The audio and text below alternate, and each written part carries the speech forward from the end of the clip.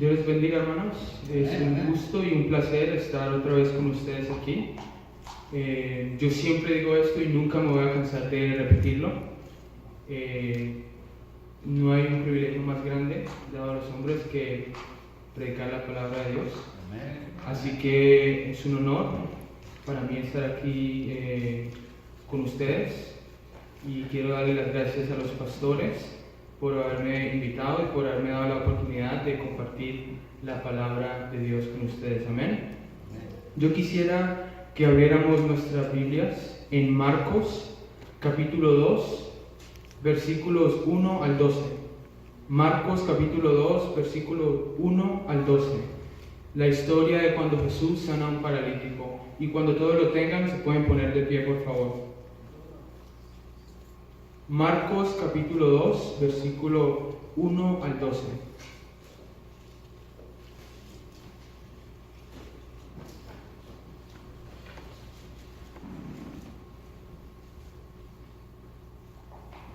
Dice así la palabra de Dios.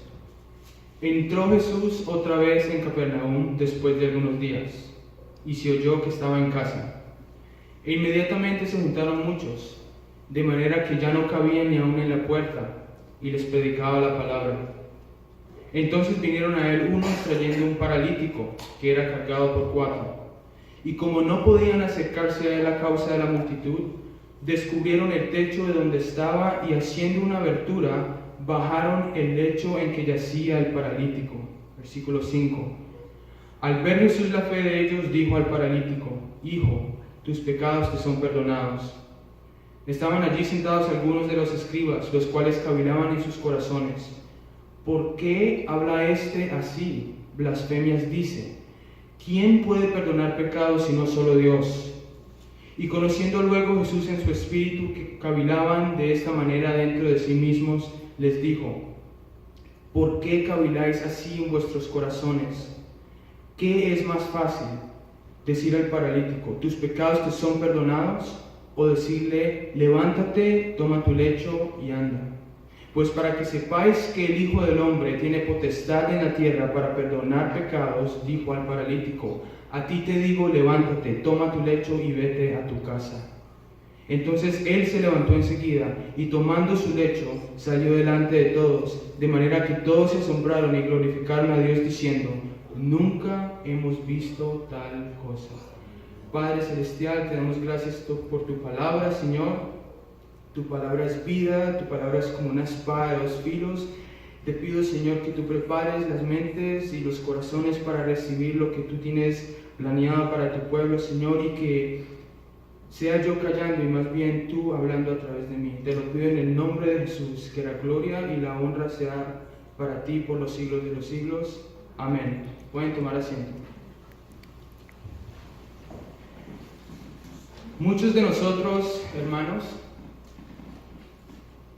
conocemos a personas que están lidiando en este momento con muchos problemas y muchas dificultades en sus vidas.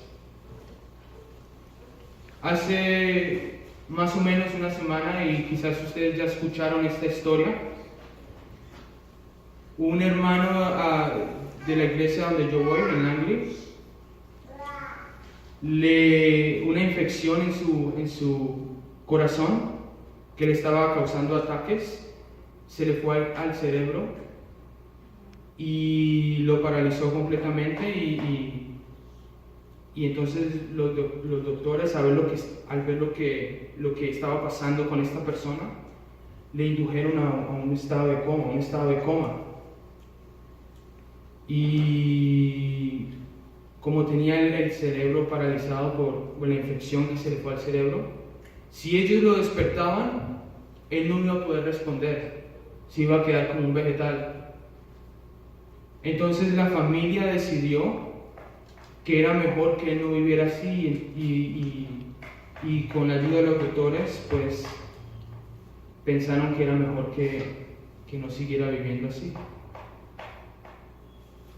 Y esta familia está destrozada porque esto llegó en un momento repentino, en un momento en donde nadie se esperaba que esto iba a pasar. Y cuando llegan momentos como estos a nuestras vidas, nosotros, ¿qué podemos hacer como cristianos? ¿Qué es lo que podemos hacer? En la iglesia en donde yo voy, hay muchas personas que son nuevas en el país, que les ha tocado dejar su país natal y han llegado a Canadá y no tienen un lugar donde quedarse, no tienen donde dormir, no tienen trabajo, les ha tocado abandonar a sus hijos, a su familia, a sus esposas, no tienen dónde ir. Y nosotros como iglesia les hemos abierto las puertas a estas personas que tienen tantas necesidades en este país. Y cuando nosotros vemos cosas como estas, ¿qué es lo que nosotros podemos hacer como cristianos? ¿Será que hay algo que nosotros podamos hacer en medio de estos problemas y dificultades? Muchos de nosotros conocemos a personas que han sido diagnosticadas con enfermedades terminales, con cáncer, que han tenido problemas en su corazón, diabetes, Alzheimer, y la lista sigue y sigue. Muchos de nosotros conocemos a personas que están lidiando con alguna clase de adicción, ya sea adicción a la pornografía, adicción al sexo, adicción a la comida, a las drogas, al alcohol. Muchos de nosotros conocemos a personas que alguna vez creyeron en el Evangelio, que alguna vez sirvieron a Dios en la iglesia, pero que ahora están perdidas en el mundo, que en este momento no quieren saber nada de Dios. Y nosotros, ¿será que nosotros podemos hacer algo como cristianos?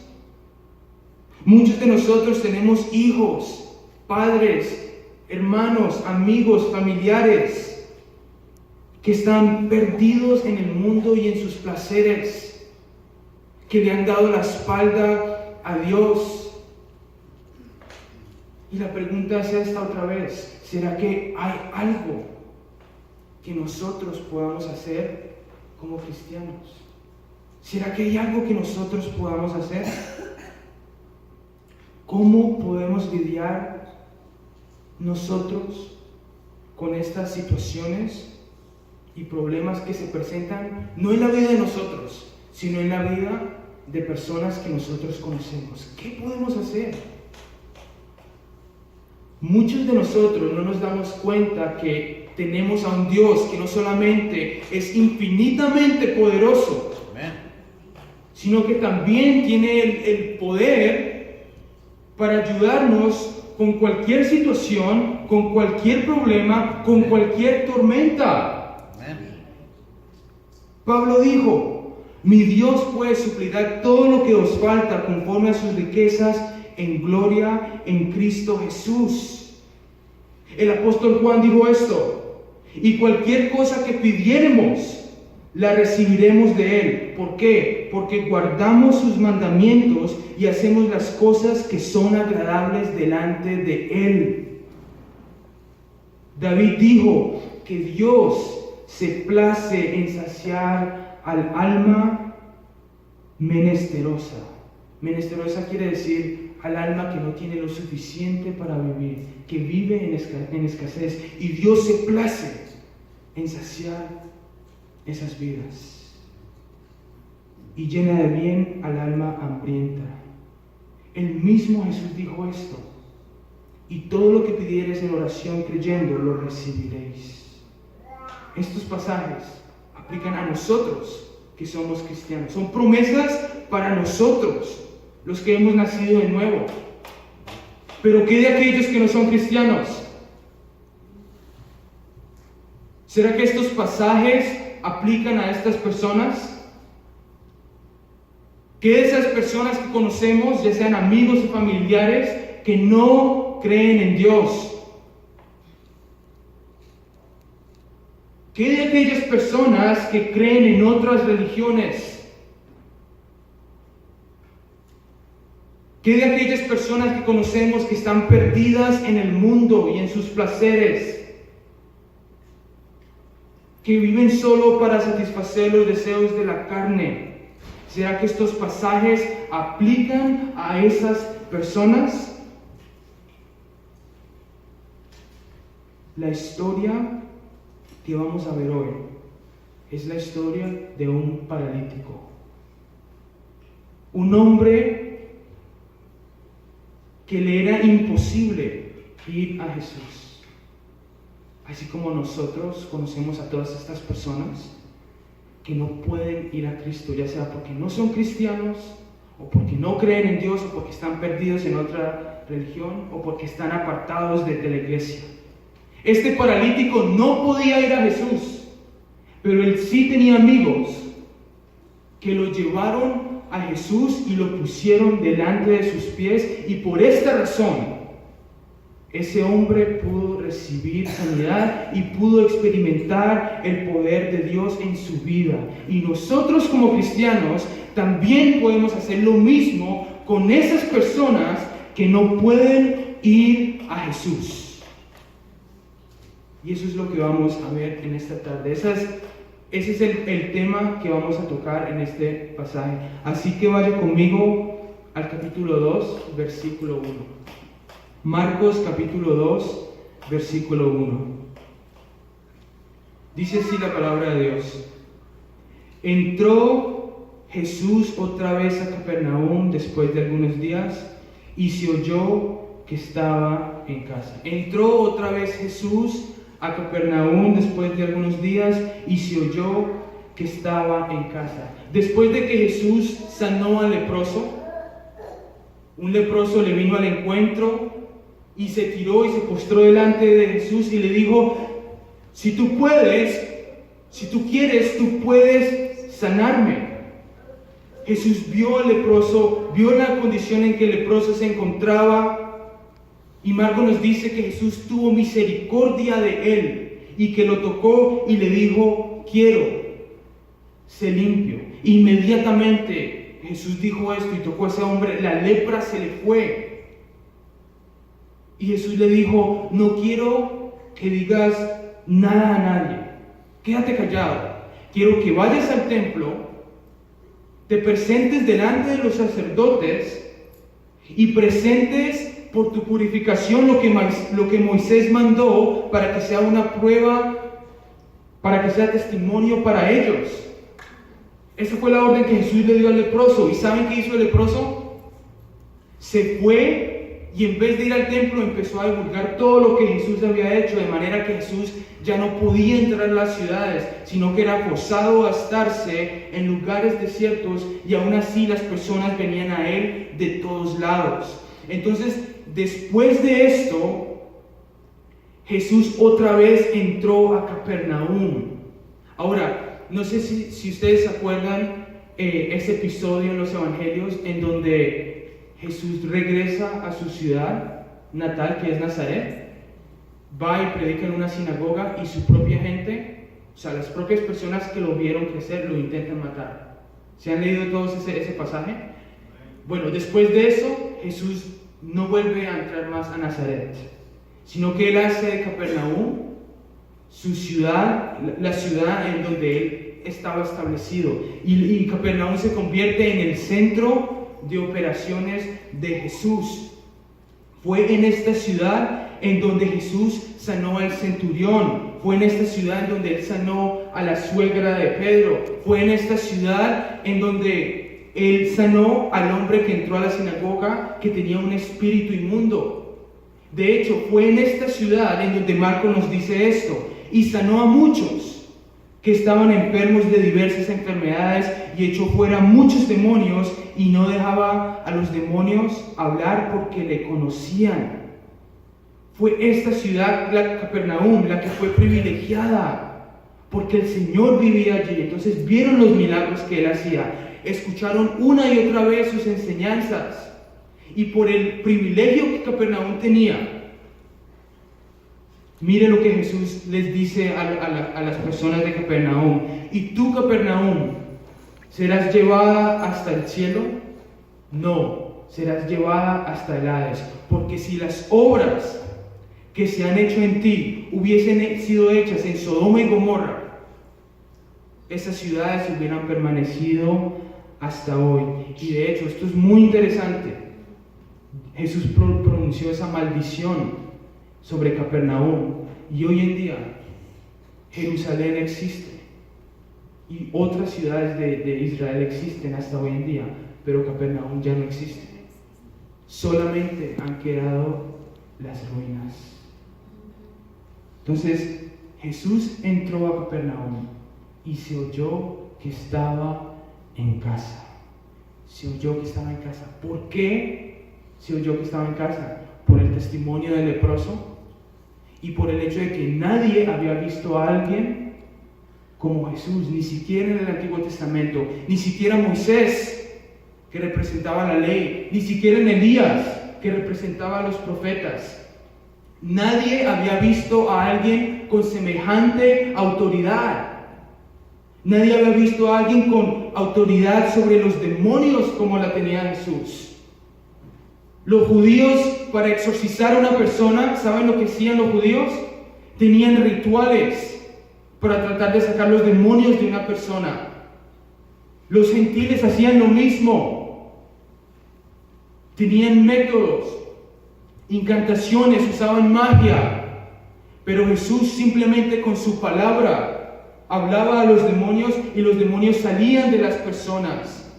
Nadie había visto a un hombre como Jesús y la autoridad que él tenía sobre la naturaleza.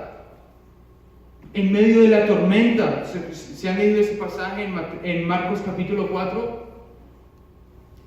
Jesús le habla a los mares y al viento, y los judíos en ese entonces creían que solamente Dios tenía la autoridad sobre los mares. Y Jesús le habla al mar y al viento y los calma con su palabra. Mateo nos dice que los discípulos cuando vieron esto se maravillaron. Marcos dice que temieron con gran temor. Lucas dice, y atemorizados se maravillaban. Y la palabra en el griego que describe temor, cuando Marcos dice que tuvieron un gran temor, esa palabra en el griego se usaba para describir el miedo que una persona tenía cuando estaba al frente de una deidad. ¿Sí escucharon eso? Y Lucas dice que los discípulos se aterrorizaron. Les dio un gran temor. En otras palabras, se dieron cuenta que al frente de ellos estaba el Hijo de Dios. Y por eso se preguntaron, ¿y quién es este? Que aun los mares y los vientos le obedecen. Nadie había visto un hombre con semejante autoridad sobre la naturaleza. Nadie había visto un hombre con semejante autoridad sobre las enfermedades. Para sanar a una persona, Jesús simplemente hablaba y comandaba a las personas que fueran sanadas. Levantaba a los muertos. Solamente Dios en el Antiguo Testamento tenía el poder sobre la vida y la muerte. Jesús iba a los muertos y los regresaba a la vida. Nadie había visto a un hombre con semejante autoridad. Nadie había visto un hombre con semejante autoridad sobre el sábado. El sábado había sido establecido por Dios en el Antiguo Testamento, y viene Jesús y dice qué es lícito y qué no es lícito hacer en el día de reposo. ¿Y quién tenía esa autoridad para decir eso sino solamente Dios? Nadie había visto a un hombre con semejante autoridad para perdonar pecados. Solamente Dios podía perdonar los pecados, y Jesús perdonaba los pecados de las personas. Nadie había visto un hombre con semejante autoridad para enseñar. En ese entonces, la manera en que los rabís y los judíos enseñaban era que ellos decían: el rabí tal y tal dijo esto y esto, y es por eso que ustedes tienen que creer lo que les estoy diciendo. El rabí tal y tal dijo otro, el rabí que vivió hace 500 años dijo esto sobre Ezequiel. Y entonces la manera en que ellos enseñaban era que se basaban en lo que habían dicho los rabís en el pasado, y esa era la fuente de autoridad de ellos. ¿Saben cómo enseñaba Jesús? Jesús enseñaba así: ustedes han escuchado que fue dicho esto, pero yo os digo esto. Nadie había visto a un hombre con semejante autoridad. Entonces, cuando consideramos todas estas cosas, cuando la gente oyó que Jesús estaba en casa, miren lo que pasó en el versículo 2. E inmediatamente se juntaron muchos, multitudes y multitudes de personas. En el momento que ellos escucharon que Jesús había regresado a Capernaum, se juntaron multitudes y fueron hasta la casa donde Jesús vivía, que probablemente era la casa de Pedro. Las personas, las casas en ese entonces, esto es muy interesante, eran más o menos pequeñas, tenían unas cuantas habitaciones, y en ese entonces le podían caber a las casas unas 50 a 70 personas si estaban paradas hombro a hombro. Esa era la máxima cantidad de personas. Y mire lo que dice Marcos en el versículo 2, sigue diciendo en el versículo 2. E inmediatamente se juntaron muchos, de manera que ya no cabían ni aún a la puerta, y les predicaba la palabra. La casa estaba tan llena de personas que ni siquiera cabían, las ventanas estaban bloqueadas, las puertas estaban bloqueadas, afuera de la casa estaba bloqueada, nadie tenía acceso a la casa, y Jesús estaba ahí adentro con esa multitud adentro de su casa, y Él les estaba predicando la palabra de Dios. Versículo 3, miren lo que pasó. Entonces vinieron a Él unos trayendo un paralítico que era cargado por 4. Otras personas, unos hombres, 4 hombres, también habían escuchado que Jesús había regresado a Capernaum. Entonces lo que ellos hicieron fue que cogieron a su amigo que era paralítico, lo pusieron encima de un lecho y lo llevaron hasta donde la casa de Jesús. Ahora, ¿por qué estaba siendo cargado por 4 hombres? Porque probablemente era paralítico en todo su cuerpo, no se podía mover. ¿Cómo adquirió este hombre la parálisis? No sabemos. Puede ser que nació con la enfermedad, puede ser que tuvo un accidente en donde se lastimó su médula espinal. Y otra posibilidad, y esta es la que a mí me parece la más probable, es que este hombre adquirió la parálisis por un virus que se llama polio. ¿Sí escucharon eso? Puede ser que este hombre adquirió esa parálisis por un virus que se llama polio. Un virus que era muy común, no solamente en el mundo antiguo, sino también en los tiempos de Jesús. Miren esta descripción del virus polio. La poliomielitis es una enfermedad infecciosa, paralizante y potencialmente mortal. Es causada por el virus del polio. El virus se propaga de persona a persona y puede invadir el cerebro y la médula espinal de una persona infectada, causando parálisis. Es muy contagioso y se transmite a través del contacto de persona a persona. El virus vive en la garganta y los intestinos de una persona infectada. Entra en el cuerpo a través de la boca y se propaga a través del contacto con las heces, excremento, de una persona infectada.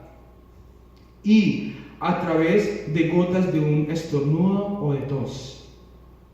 Las personas se pueden infectar con polio si tienen heces en las manos y se tocan la boca. Además, pueden infectarse si se ponen en la boca objetos contaminados con heces. Una persona infectada puede transmitir el virus a otras personas. El virus puede vivir en las heces de una persona infectada durante muchas semanas. Puede contaminar los alimentos y el agua en condiciones insalubres. Los síntomas iniciales del polio incluyen fiebre, fatiga, dolor de cabeza, vómitos, rigidez en el cuello y dolor en las extremidades. En una pequeña proporción de casos, la enfermedad causa parálisis que a menudo es permanente. No hay cura para el polio. La reversión de la parálisis es imposible. ¿Sí escucharon eso? Es imposible sanar a una persona que le ha dado parálisis a través del virus de polio. Yo les acabo de leer lo que varias organizaciones de salud hoy en día dicen sobre esta enfermedad, sobre el polio. Y si esto es verdad hoy, no hay cura para la parálisis que viene a través del polio hoy, con todos los avances tecnológicos que tenemos, con todos los avances en medicina que tenemos. Si es imposible sanar a una persona con parálisis hoy, imagínense en el mundo antiguo. Imagínense en los tiempos de Jesús. Y lo impactante, hermanos, y escuchen bien esto, lo impactante es que esos 4 hombres, cuando subieron a su amigo en ese lecho para llevarlo hasta donde estaba Jesús, ellos sabían que no había cura para la parálisis. Los 4 amigos sabían eso, el paralítico sabía eso, todo el mundo sabía eso. Ellos sabían que no había ni doctor, ni mago, ni curandero, ni chamán, ni druida que tuviera el poder para sanar un paralítico. Pero esos hombres trajeron lo imposible a Jesús. Esos 4 hombres trajeron a Jesús a un hombre que estaba totalmente paralizado de los pies a la cabeza. No sé si ustedes pueden entender lo que eso significa. Ese hombre en su parálisis no podía controlar su vejiga.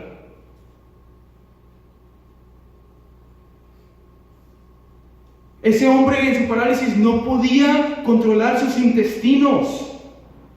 Solo piensen en eso. Su cuerpo probablemente estaba lleno de úlceras y de llagas por mantener en una misma posición todo el tiempo. Sus piernas probablemente estaban llenas de coágulos de sangre. Y si la parálisis era severa, que yo pienso que era severa, ese hombre no podía hablar, no podía masticar y no podía tragar comida. Era imposible sanar a este hombre. Los huesos de ese paralítico se hubieran encogido de tal forma que si tú lo hubieras visto, hubiera sido irreconocible de otro ser humano por la deformación que la parálisis hubiera causado en su cuerpo. Pero estos hombres, estos 4 amigos, trajeron lo imposible a Jesús. ¿Por qué hicieron eso? Porque ellos creían que Jesús tenía el poder para sanar al paralítico. La fe de ellos no era que Jesús iba a sanar al paralítico. Esa no era la fe de ellos. Ellos no sabían si Jesús lo iba a sanar o no. La fe de ellos era que Jesús tenía el poder de sanar el paralítico. ¿Pueden ver la diferencia? No que Jesús lo iba a sanar, sino más bien que Jesús tenía el poder para hacerlo. Ahora, mi pregunta es esta: ¿será que tú también crees que Jesús tiene el poder para hacer lo imposible? ¿Será que tú también crees eso? ¿Cuántos aquí creen que Jesús tiene el poder para hacer lo imposible? Levanta tu mano. ¿Cuántos aquí creen que Jesús tiene el poder para hacer lo imposible? Entonces, tú tienes que traer a esas personas que no pueden ir a Jesús, ya sea porque no son cristianos, que son ateos, porque creen en otra religión, porque están apartados de la iglesia del Señor, porque le han dado su espalda a los caminos de Dios. Tú tienes como cristiano que traer a esas personas, como ese paralítico que no podía ir a Jesús. Tú tienes que traer a esas personas en tu vida que no pueden ir a Jesús, así como estos 4 hombres trajeron al paralítico a los pies de Jesús. ¿Quién es esa persona en tu vida que necesita de Dios y que no puede ir a Él? ¿Quién es esa persona en tu vida? Ese amigo, ese familiar, ese hijo, esa persona en tu trabajo que le es imposible ir a Jesús por sí mismo. ¿Quién es esa persona? Mi mejor amigo es un musulmán, y como musulmán él no cree que Jesús es el Hijo de Dios. Él piensa que Jesús es un profeta, y él niega el hecho de que Jesús murió en la cruz por nuestros pecados. Y solo por esa razón le es imposible a mi amigo, que de hecho yo conozco por 14 años, le es imposible venir a Jesús. Pero yo como cristiano puedo traer a mi amigo a los pies de Jesús, así como lo hicieron esos cuatro amigos con el paralítico, porque Jesús tiene el poder para hacer lo imposible. Y yo sé que algún día Jesús va a derretir ese corazón de piedra de mi amigo.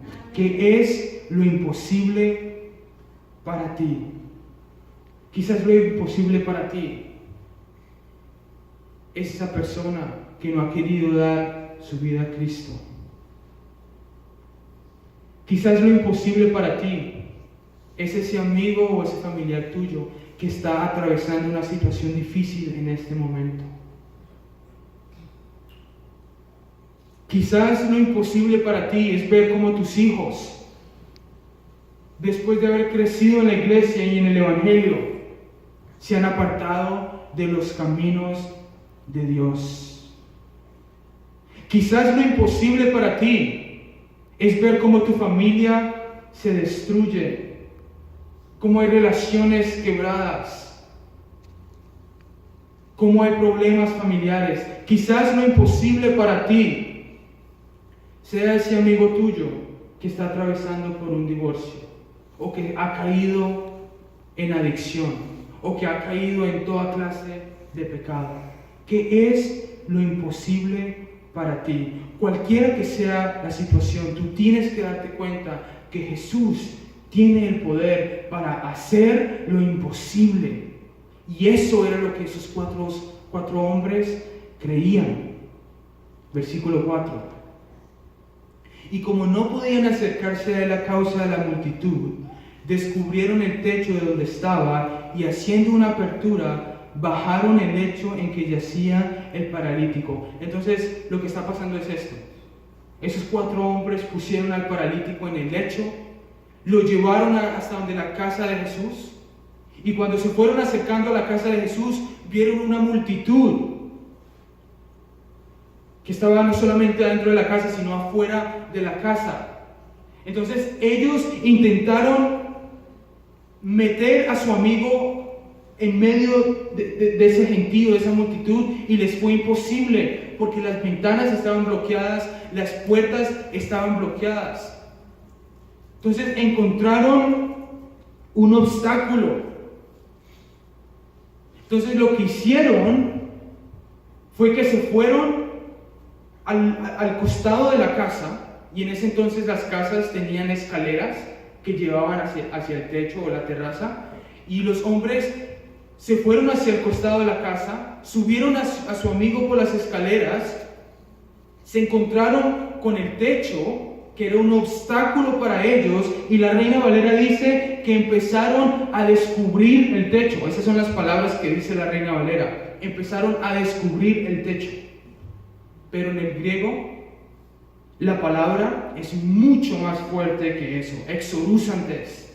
Exorusantes quiere decir esto: extraer algo de un área por la fuerza, arrancar algo, cavar a través de algo. Exorusantes, eso fue lo que ellos empezaron a hacer.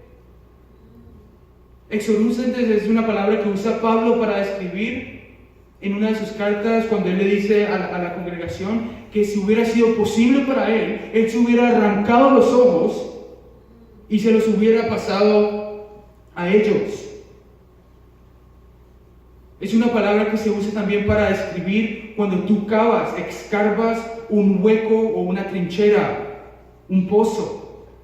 Entonces lo que estos hombres hicieron no fue solamente descubrir el techo, sino que estaban como animales rompiendo el techo y tratando de hacer un hueco para bajar al paralítico a los pies de Jesús. Y me gusta mucho como lo pone un teólogo. Dice así un teólogo: si un hueco a Jesús no puede encontrarse, debe hacerse uno. Esa es la descripción de la fe. Puede remover cualquier obstáculo, hasta un techo, si es necesario, para llegar a Jesús. Amén. Cuando tú traigas a esas personas, a esos amigos tuyos, a esos familiares que no pueden ir a Jesús por sí mismos, y tú traigas a esas personas a Jesús, tú te vas a encontrar con obstáculos. Tú vas a encontrarte con cosas que van a impedir que tú lleves a esa persona a los pies de Jesús. No te vas a encontrar con una multitud. No te vas a encontrar con un techo, no. Pero te vas a encontrar con dudas, con falta de fe, con incredulidad, con pereza en la oración, en el ayuno. Tienes que estar dispuesto a remover, a arrancar cualquier obstáculo que no permite que tú lleves a esas personas a los pies de Jesús. Y eso fue lo que estos 4 hombres hicieron con ese techo. Lo arrancaron, hicieron un hueco tan grande que pudieron bajar al paralítico por ese hueco. Miren lo que pasó en el versículo 5. Versículo 5. Al ver Jesús la fe de ellos, dijo al paralítico: Hijo, tus pecados te son perdonados. Yo quiero que imaginen conmigo un momento lo que estaba pasando. Jesús estaba predicando. Mientras estaba predicando, 4 hombres empezaron a arrancar el techo justo arriba de donde estaba Jesús. Y cuando arrancaron el techo, metieron a ese hombre por el hueco y lo bajaron. Y cuando Jesús vio lo que estos hombres hicieron, le dijo al paralítico: Hijo, tus pecados te son perdonados. Y esto es impactante, porque la necesidad de ese hombre era física. ¿Por qué los 4 amigos habían traído al paralítico? Porque el paralítico tenía una necesidad física, pero Jesús sabía que la necesidad más grande era espiritual. Entonces, cuando nosotros traigamos a esas personas a los pies de Cristo, quizás los estamos trayendo por una necesidad física, por una enfermedad, por un problema, una tribulación, una tormenta, pero la verdadera necesidad de esas personas es espiritual. Y eso era lo que Jesús le estaba tratando estaba tratando de comunicar. Entonces le dijo al paralítico: hijo, tus pecados te son perdonados. Ahora, los pecados de una persona podían ser perdonados o expiados en el templo, y para tú hacerlo tenías que ir a hacer un sacrificio para recibir perdón en el templo, y solamente Dios tenía la autoridad de perdonar los pecados. Y Jesús está ahí y le dice al paralítico: hijo, tus pecados te son perdonados. Y Jesús ni siquiera trabajaba en el templo como un sacerdote. Él no podía pronunciar perdón de pecados sobre una persona. Jesús no había ido a hacer un sacrificio por ese hombre para pronunciar perdón de pecados. Ese hombre no había mandado a sus amigos a que sacrificaran a un animal para él poder recibir perdón de pecados. Y Jesús se para y le dice al paralítico: hijo, tus pecados te son perdonados porque yo te los he perdonado. Los judíos tenían 3 niveles de blasfemia. 3 niveles de blasfemia. El primer nivel era si tú hablabas maldad sobre la ley de Dios. Si tú hablabas maldad sobre la ley de Dios, eso era blasfemia. El segundo nivel era si tú hablabas maldad sobre Dios. Y el tercer nivel, y el más grave de todos, era si tú te hacías Dios. Y eso es lo que Jesús hizo, porque solamente Dios tenía la autoridad para perdonar pecados. Y Jesús le dijo al paralítico: te he perdonado tus pecados. Versículo 6. Estaban allí sentados algunos de los escribas, los cuales cavilaban en sus corazones: ¿por qué habla este así? Blasfemias dice. ¿Quién puede perdonar pecados sino solo Dios? Y conociendo luego Jesús en su espíritu, que cavilaban de esta manera dentro de sí mismos, les dijo: ¿por qué caviláis así en vuestros corazones? ¿Qué es más fácil? Decir al paralítico: tus pecados te son perdonados, o decirle: levántate, toma tu lecho y anda.